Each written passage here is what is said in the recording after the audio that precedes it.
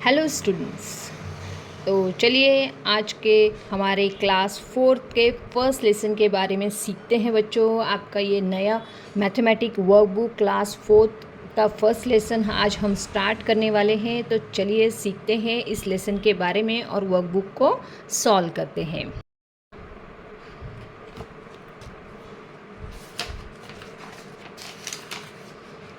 तो यहाँ पे बच्चों आपका फर्स्ट लेसन यहाँ पे दिया गया है geometrical figures part 1 first lesson. यहाँ पे आपको सीखना क्या है, तो आपको यहाँ पे सीखने हैं ज्योमेट्रिकल फिगर्स कैसे होते हैं, ओके, और कैसे फॉर्म हो सकते हैं। यहाँ पे एंगल्स दिए गए हैं, देखिए एंगल।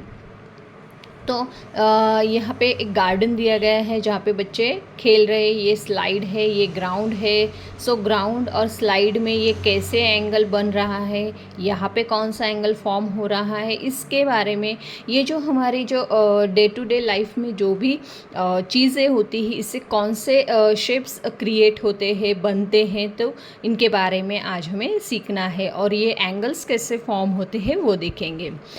यहाँ पे जैसे स्लाइड में अभी हमने देखा कि यहाँ पे जो एंगल फॉर्म हुआ, एंगल क्या होता है बच्चों, जहाँ पे 2 लाइंस एक जगह पे मिलती है, राइट। जैसे यहाँ पे ग्राउंड की लाइन है, यहाँ पे स्लाइड की लाइन है, तो यहाँ पे एक एंगल फॉर्म होता है, ओके। यहाँ पे भी देखिए नीचे की स्लाइड जो है, नीचे की स्लाइड में यहाँ पे एक ग्राउंड की लाइन और ये स्लाइड की लाइन, यहाँ पे भी एक एंगल फॉर्म हो रहा है। यहाँ पे एक पिक्चर हाउस का पिक्चर दिया गया है। हाउस भी यहाँ पे देखिए, यहाँ पे भी एक एंगल क्रिएट हो रहा है, राइट। यहाँ पे ये जो लैडर है, यहाँ से भी एक ग्राउंड तक एक एंगल क्रिएट होता है, यहाँ पे भी हो रहा है। तो ये कौन से एंगल्स है, ये आपको आइडेंटिफाई करना सीखना है, ओके। यहाँ पे आपको अभी इंफॉर्मेशन में क्या दिया गया है, देखिए remember an angle is form wherever 2 lines meet. जहाँ पे 2 लाइन्स मिलते हैं तब एंगल फॉर्म होता है। Right angle, acute angle, obtuse angle. The angle between 2 hands of a clock at 3 o'clock and 9 o'clock is a right angle.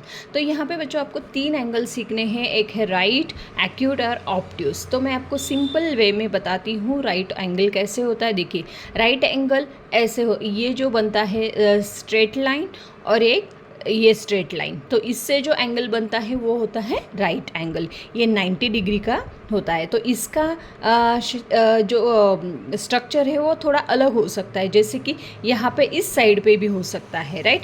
ये इस side पे दिख रहा है, ये इस साइड पे, लेकिन दोनों क्या है 90 के एंगल से, ओके। अभी यहाँ पे जो टाइम यहाँ पे शो हो रहा है, तो ये टाइम में जो एंगल यहाँ पे फ्रेम हो रहा है वो है एक्यूट एंगल। एक्यूट एंगल जो होता है वो 90 से कम होता है। ये जो छोटा एंगल यहाँ पे बन रहा है वो एक्यूट एंगल है, ओके। यहाँ पे दिया गया, देखिए when the distance between the 2 hands of clock becomes less, the angle form is an acute angle. 90 degree से जो कम होता है मीन्स उसे एक्यूट एंगल कहते हैं, ओके। जैसे कि यहाँ बोला है at 10 minutes past 3 the angle between the 2 hands of the clock is an acute angle, right. यहाँ पे 3:10 हुए, ये जो टाइम शो हो रहा है, यहाँ पे जो एंगल फ्रेम हो रहा है वो है acute angle, okay. Next, an acute angle is smaller than right angle. Acute angle जो होता है वो स्मॉल होता है, किससे, राइट एंगल से। As the distance between 2 hands of clock increase, the angle between the hands grows bigger. An angle that is bigger than a right angle is called obtuse angle. जो angle right angle से बड़ा होता है उसे obtuse angle कहते हैं, okay. ये obtuse angle जो होता है वो 90 डिग्री से ज़्यादा होता है। तो यहाँ पे आपको असाइनमेंट में दिया गया है, कुछ एंगल्स यहाँ पे फ्रेम करके दिए गए हैं, आपको वो आइडेंटिफाई करना है। यहाँ पे देखिए, observe the figures below and right the right angle, acute angle and obtuse angle in the box below each figure. ये जो एंगल है ये 90 से कम है तो ये एक्यूट हुआ, ओके। ये 90 डिग्री का एंगल है क्योंकि यहाँ पे ये स्ट्रेट लाइन, तो ये यहाँ पे 90 का एंगल बनता है। ये जो है वो ये ऑब्ट्यूस है, ये भी ऑब्ट्यूस है और ये जो है एक्यूट एंगल है, ओके। सो यहाँ पे आपको कुछ डॉट्स दिए गए हैं, उससे आपको एंगल्स फ्रेम करने हैं। तो यहाँ पे कौन से बोले, देखिए, make right angles, acute angles and obtuse angle to each by joining the dots in the boxes below. Means यहाँ पे डॉट्स को आपको ज्वाइन करके 2 एंगल्स बनाने हैं, 2 ईच बोला है। ओके, सो फर्स्ट दिया गया था यहाँ पे राइट एंगल, तो राइट एंगल के मैंने यहाँ पे 2 एंगल्स बनाए हैं। ओके, एक्यूट के बोले हैं तो यहाँ पे इन्हें 2 एंगल्स बनाए, और ये है 2 एंगल्स ऑब्ट्यूस एंगल। ओके, सो यहाँ पे आपको कुछ इन्फॉर्मेशन अभी यहाँ पे ऐसी दी गई है बच्चों। देखिए, यहाँ पे एक सर्कल है, और उस सर्कल का जो सेंटर होता है सर्कल का, उसे क्या कहा जाता है, सेंटर, राइट, जिससे आप कंपास से वो सर्कल को निकालते हैं, राइट। तो ये जो है वो सेंटर होता है, तो उसको सेंटर कहा जाता है। और सेंटर से यहाँ तक की जो लाइन होती है, जैसे कि यहाँ पे दी गई, देखियो, इसको नेम दिया है, सेंटर को ओ नेम दिया गया है। ओके, उसको नाम दिया है ओ, और यहाँ से ए तक जो लाइन है उसे रेडियस कहेंगे, और सी और बी यहाँ तक जो लाइन ड्रॉ की है इसको कहेंगे डायमीटर। ओके, ये डायमीटर है। और कोड किसे कहते हैं, डी और ई जो सर्कल के 2 पॉइंट्स पे ड्रॉ किए जाते हैं उसे कोड कहते हैं। ये कोड कभी भी सेंटर में टच नहीं हो सकता। ओके, ये सिर्फ सर्कल के साइड के 2 जो पॉइंट्स होते हैं वहाँ पे ज्वाइन किया जाता है। ओके, इससे आपको समझ में आ गया है सेंटर, रेडियस, डायमीटर और कोड, राइट। रेडियस, डायमीटर और ये है कोड, और ये है बीच में centre.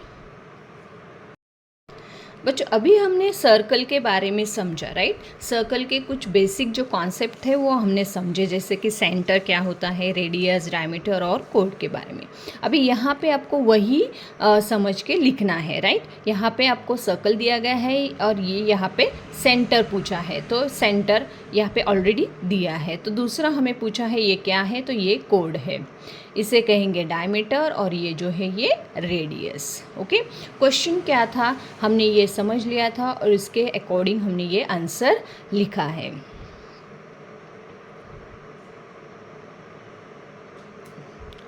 Next question, observe the figures and complete the table below. तो यहाँ पे फिगर्स दी गई है, आपको जस्ट ऑब्जर्व करना है और उसके यहाँ पे इंफॉर्मेशन लिखना है। फिगर यहाँ पे दी गई है रेक्टेंगल की, तो यहाँ पे आपको उसके स्पेलिंग्स लिखने हैं, राइट।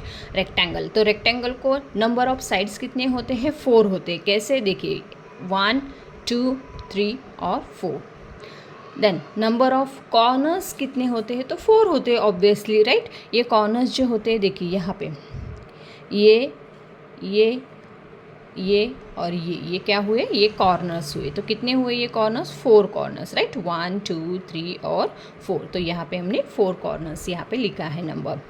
यहाँ पे ये स्क्वायर है, तो स्क्वायर को 4 साइड्स होती है, और 4 साइड्स को भी अगेन 4 कॉर्नर्स आते हैं, राइट। देखिए, यहाँ पे एक कॉर्नर, यहाँ पे, यहाँ पे, यहाँ पे, और ये हुए 4 कॉर्नर्स। ये है ट्रायंगल, ट्रायंगल का स्पेलिंग लिखा, उसके साइड्स होते हैं 3, 1, 2 और 3। उसके एंगल बनेंगे 3, जैसे कि यहाँ पे 1, 2 और 3। तो ये इन्फॉर्मेशन हमने यहाँ पे टेबल में फिलअप की है। नेक्स्ट क्वेश्चन दिया गया है आपको, look at the figures and complete the table below. तो यहाँ पे फिगर्स आपको देखनी है और उससे समझना है, और आपको उसके साइड्स और वर्टिसेस लिखने हैं, राइट। ये आपने पहले के आपके जो स्टैंडर्ड था 3rd स्टैंडर्ड, उसमें आपने पढ़ा था, राइट। साइड्स, वर्टिसेस क्या होता है, फिर भी अभी हम थोड़ा रिवाइज कर लेंगे। देखिए, यहाँ पे फिगर दी गई है ABC। तो यहाँ पे पूछा है side, name of the side, तो उनको साइड के जो नेम है यहाँ पे लिखना है। तो साइड AB, ये 1 साइड हुआ, ओके। साइड B और C, ये दूसरी साइड, और A और C ये तीसरी साइड हुई। आप उसे CA भी लिख सकते हो या फिर AC भी लिख सकते हैं, ओके। इसके ये ट्रायंगल है, इसलिए इसके 3 साइड होते हैं।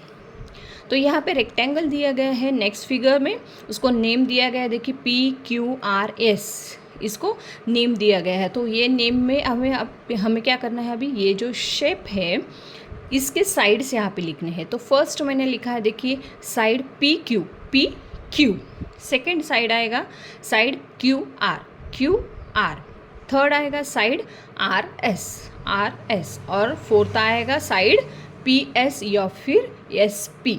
तो ये दोनों यहाँ पे 4 साइड आएंगे। क्यों? क्योंकि ये रेक्टेंगल है। ये स्क्वायर के भी 4 साइड होंगे, राइट। जैसे फर्स्ट मैंने लिखा है side L M, second M N, third N O and fourth side O L, जैसे कि यहाँ पे लिखा गया है। ओके। और वर्टिसेस पूछा है। वर्टिसेस आपको याद होगा ही बच्चों, अगर नहीं है तो थोड़ा सा रिवाइज कर लेते हैं। वर्टिसेस, इसे वर्टिसेस कहेंगे हम, जो उसके एजेस होते जैसे कॉर्नर्स होते हैं, इसे भी हम वर्टिसेस कहते हैं। तो इसके जो है नेम ऑफ वर्टिसेस कौन से हैं? तो ए बी सी है, यहाँ पे पी क्यू आर एस है, ये वर्टिसेस है, एल एम एन ओ है, ये भी वर्टिसेस है। ओके। सो यहाँ पे स्टूडेंट आपको एक्टिविटी, प्रैक्टिकल और ओरल टेस्ट दिया गया है। ये आपके लिए फॉर्मेटिव इवैल्यूएशन के लिए दिया गया है, ये एक्टिविटी बेस्ड होगा। ओके। सो यहाँ पे बच्चों आई होप आपको सारे क्वेश्चन समझ में आ गए हैं। तो आप क्या करेंगे, आपके वर्कबुक को पूरा फर्स्ट लेसन जो है वो सॉल्व कर लेंगे और आपके डाउट्स को क्लियर करेंगे। ओके। सो मैं मिलूँगी आपको हमारे नेक्स्ट लेसन के वीडियो में। तब तक के लिए बच्चों, अगर आपको ये वीडियो अच्छा लगा हो, आपको समझ में आया हो, तो लाइक ज़रूर करना और इस चैनल को सब्सक्राइब करके बेल बटन को ज़रूर प्रेस करना, जिससे कि मेरे न्यू वीडियोस आप तक पहुंच जाए। सो मिलेंगे हमारे नेक्स्ट लेक्चर वीडियो में बच्चों, तब तक के लिए बाय।